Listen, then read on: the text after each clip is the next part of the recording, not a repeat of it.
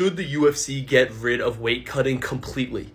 Ilya Taporia was on the Joe Rogan podcast, and they talked a good bit about how ridiculous weight cutting has gotten in MMA and the UFC in particular. And Ilya Taporia suggested that they should have a cutoff. If you are 8 or 10% over your weight class's actual weight just walking around, then you should not be allowed to compete in that weight class. Now, I actually think this is a pretty good idea, but the first question that comes to mind is how would they actually enforce this? And I think they could do it very similar to how they do USADA drug testing.